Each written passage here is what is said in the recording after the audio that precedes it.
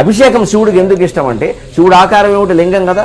లింగం మీద మీరు అభిషేకం చేయండి, ఒక్క బొట్టు నీరు మిగిలే అవకాశం ఉందా? పడిన ప్రతి బొట్టు కిందికి జారిపోతుంది. మీకు అందుకే దేవతా విగ్రహాలకి మీరు మానవ రూపంలో ఉన్న విగ్రహాలు, కాళ్ళు చేతులు ముక్కు మొహం ఉన్న విగ్రహాలకి అభిషేకం చేస్తే ఈ సందుల్లో, ఈ చేతుల సందుల్లో, కాళ్ళ సందుల్లో, నడుము దగ్గర ఇవన్నీ ఈ పాలు పెరుగు పోసినవన్నీ మిగిలిపోయి రకరకాలుగా విగ్రహాలు దెబ్బతింటాయి. అది అర్థం కావట్లేదు చాలామంది. వాళ్ళకి అదేదో ఇష్టం అనుకుంటారు.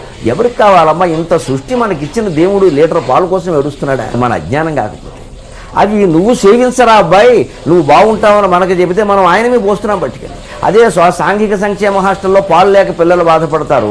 ఈ పాలు పట్టుకెళ్ళి ఓ 10 లీటర్ల పాలు అక్కడ ఇద్దామని ఒక్కరు అనుకో. అవి గవర్నమెంట్ చూసుకోవాలి కదండి. మొత్తం ప్రభుత్వం సృష్టికి గవర్నమెంట్కి అందరికీ అధిపతి శివుడేగా, ఆయన తరఫున మనం చేయొచ్చుగా. గవర్నమెంట్ మనం గవర్నమెంట్ కాదా? అభిషేకం ఎందుకంటే లింగాకారంలో మీరు పోసిన ప్రతి నీటి పొట్టు జారిపోతుందా లేదు?